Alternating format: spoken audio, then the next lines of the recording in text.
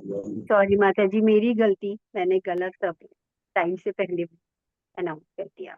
Sorry. नहीं माता जी, नहीं माता जी, थोड़ा सा मैं आज रात को लाइट चली गई थी तो इसलिए मैं सोच रही थी थोड़ी परसेंटेज हो जाए इसके अंदर, तो इसलिए अभी बोल सकते हैं माता जी। हाँ जी जी सुनो। माता जी। हरे कृष्ण माता जी, सादर प्रणाम। वांछाकल्पत्र व्यास्य कृपा सिंधु एव च पतितानां पावनेभ्यः वैष्णवेभ्यो नमो नमः। माता जी, जैसे कि आपने बताया और इतनी योग्यता बताई, उसकी योग्य मैं क्षणमात्र भी नहीं हूँ। जो इतना भी ज्ञान है और जितना भी हम कर पा रहे हैं, वह सब प्रभुपाद जी की कृपा से, गुरु महाराज जी की कृपा से और शिक्षा गुरु के बल पर ही हम आगे बढ़ पा रहे हैं। जो आज का जो प्रभुपाद जी का जो जपा टोक है, वो मैं बताने का प्रयास कर रही हूँ। 9 जुलाई 1971 को शिला प्रभुपाद जी ने गौर हरि को पत्र लिख रहे हैं। यहाँ पर प्रभुपाद जी समझा रहे हैं, किसी नए व्यक्ति को प्रशिक्षण देना किसी वन्य पशु को पालतू बनाने के लिए प्रशिक्षण देने के समान है। जिस प्रकार सर्कस में शेर को प्रशिक्षण दिया जाता है और बाद में वह अपनी स्वामी के इशारों पर नाचता है, तो बल किसी तो यहाँ पर बल किस पर दिया जा रहा है, वो है प्रशिक्षण। एक प्रचारक को सदैव सहनशील होना चाहिए। माता जी, ये तो जपाटो काज का बहुत अच्छा है। जैसे कि जिस परिस्थिति से हम गुजर कर आए हैं सभी, वहां पर जो मैंने मंद बुद्धि से समझने का प्रयास किया, वो मैं बताने का प्रयास कर रही हूँ। यहाँ पर प्रभुपाद जी स्पष्ट भाषा में हमें समझा रहे हैं और गहरी शिक्षा देने की कोशिश कर रहे हैं कि जब कोई नया व्यक्ति कृष्ण भावना भावित में आता है, वह न जाने कितने वर्षों से संघर्ष करके भौतिक संसार की आदतें और धारणाएं लेकर आता है। तो उससे उससे उसको हम यह अपेक्षा करना कि वह पहले दिन से ही सब कुछ पूर्ण रूप से त्याग देगा, हर नियमों का पालन करेगा, तो ये तो संभव नहीं है और ये उचित भी नहीं है। तो यहाँ पर प्रभुपाद जी समझा रहे हैं, ये सर्कस का उदाहरण भी देकर हमें समझा रहे हैं कि जंगली पशु को भी धैर्य, निरंतर अभ्यास, प्रेम पूर्वक प्रशिक्षण देकर उसे पालतू बनाया जाता है। वैसे ही नए भक्त को समय, मार्गदर्शन और स्नेह की आवश्यकता होती है। यहाँ पर प्रभुपाद जी समझा रहे हैं कि जैसे सर्कस में एक मनुष्य पशु योनि को कैसे अपने प्रेम और निरंतर अभ्यास और धैर्य के कारण हम उनको पालतू बना सकते हैं और वह कैसे हमारे इशारे समझने लग जाता है। कई बार तो पशुवर्ती में जैसे तोता वगैरह को देखा गया कि वो हमारी भाषा भी बोलने लगते, वो सिर्फ प्रेम के कारण और निरंतर अभ्यास के कारण होता है। ऐसे ही हम नए भक्त को एक शुद्ध भक्त बना सकते हैं, धैर्य और प्रेम के कारण। प्रभु जी हमेशा अपनी कथाओं में हमें बताते हैं कि परिवर्तन एक प्रक्रिया है। प्रभु जी हमें शास्त्रों का श्रवण, कीर्तन, साधु संग और सेवा के माध्यम से हमारे हृदय का शुद्धिकरण का रास्ता हमें नित्य बता रहे हैं। और जो इस रास्ते को अपनाता है या अपनाएगा, धीरे धीरे उसका परिवर्तन निश्चय ही होगा, ये तय है। श्रील प्रभुपाद जी अपने कोट में हमें बता रहे हैं कि प्रचारक को ज्ञानवान ही नहीं, इसके साथ साथ सहनशील, करुणावान और धैर्यता भी दिखानी होगी।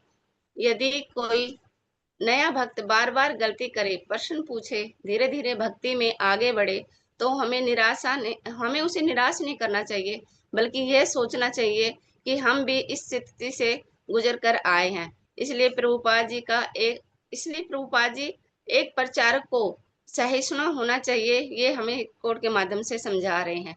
जो प्रभुपाद जी ने एक प्रचारक के गुण में जो प्रभुपाद जी ने एक प्रचारक में गुण होने चाहिए, वही सभी गुण हम अपने शिक्षा गुरु में 100% देखते हैं।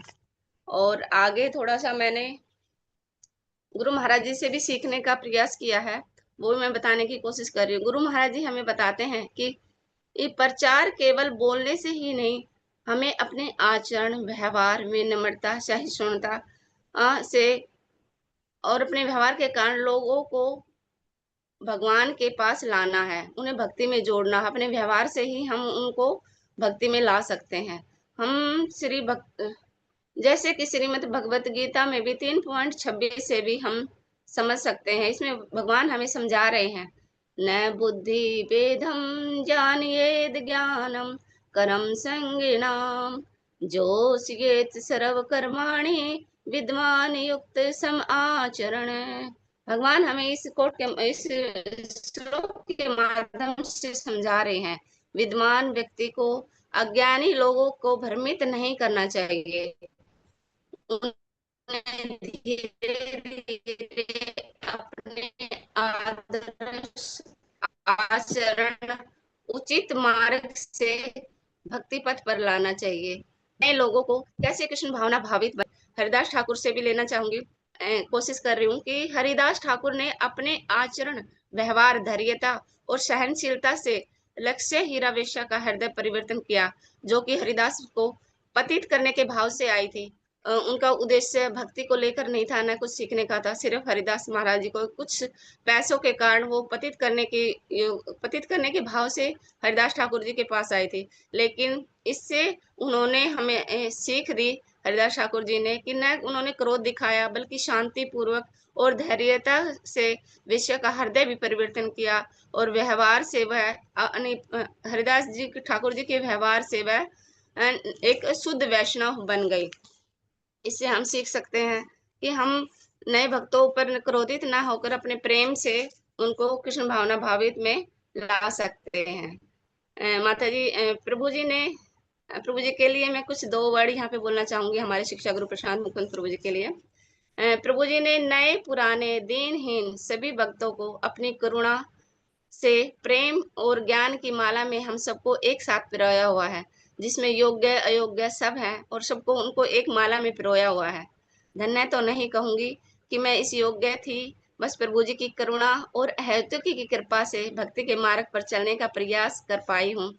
वह सब प्रभु जी की दया के कारण ही आज मैं गुरु महाराज जी की शरणागति के आश्रय ले पाई हूँ। प्रभु जी की कथाओं का श्रवण और प्रभु जी का आश्रय न मिलता तो मैं भी एक नई भक्त आई थी, जो भौतिक इंद्रियों में लिप्त थी, और आज प्रभु जी की कृपा से भक्ति मार्ग और आप सभी वैष्णव के संग भक्ति में धीरे धीरे आगे बढ़ रही हूँ। तो मैं थैंक यू प्रभु जी को हृदय से करना चाहूंगी। ये वर्ड तो उनके लिए पर्याप्त नहीं है, और अपनी शरणागति में हमें प्रभु जी ने अपनी शरणागति और भक्ति के मार्ग में हमें जोड़ कर रखा हुआ है। हरे कृष्णा। प्रभु जी न जाने इस कोट में मुझसे न जाने कितनी त्रुटियां हुई होंगी, और जो भी अंश मात्र मैंने इस कोट को, प्रभुपा जी के इतने सुंदर कोट को समझाने का प्रयास किया, वो सब प्रभुपा जी के आशीर्वाद से ही कर पाई। थैंक यू माता जी, आज का कोट का सौभाग्य देने के लिए। हरे कृष्णा। सादर प्रणाम सभी हरे भक्तों को। कृष्णा माता जी, बहुत अच्छा, बहुत अच्छे से आपने इस प्रभुपाद की जो कोट है, बिल्कुल बहुत अच्छे से आपने प्रस्तुत करी है। और बिल्कुल हृदय से करी है, आपके सरल, आपका जो सरल हृदय है उसी हिसाब से आपने व्यक्त किया है गुरु महाराज के, उनसे जो शिक्षा ली आपने, और हरिदास ठाकुर से। और इसमें सच में यही है, प्रभुपाद में एक तरह से देखे तो उन्होंने, जब वो विदेश में ही गए थे तो वहां पे किस तरह के लोग थे, बिल्कुल है ना, व्यभिचारी और पशुवती थे। तो प्रभुपाद ने अपनी सहनशीलता, धीरे धीरे उनको धैर्यता से, माना कितने, उनको टॉलरेट करके किस तरह से उन्होंने उसको रास्ते पे लाया, और सारे जगत में उनको एक प्रचारक के रूप में प्रस्तुत किया। और जैसे शिला भक्ति सिद्धांत सरस्वती ठाकुर ने भी कहा है कि एक पशुवत, एक को भक्त बनाने के लिए कितने गैलन्स ऑफ ब्लड लगता है। और प्रभुपाद ने भी उसी को बोला कि कितना एक प्रचारक का जो ब्रेन है, उसकी चेतना है, उसकी सहनशीलता है, कितनी गैलन्स ऑफ ब्लड उसमें लगता है। और ये आज हम प्रभु जी के लिए भी देख रहे हैं, क्योंकि वो हमारे शिक्षा गुरु हैं, है ना। दिन रात वो, जितने लोग उनसे जुड़ते जा रहे हैं, उनके सवालों का जवाब देना, उनकी व्यथाओं को सुनना, और कोशिश करना कि वो उनके माध्यम से एक भक्त बन पाए। तो ये बहुत बड़ा एक उद्देश्य है, और एक बहुत बड़ा सुगम रास्ता नहीं है।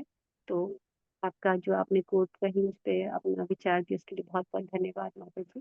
Thank you so much. Hare Krishna.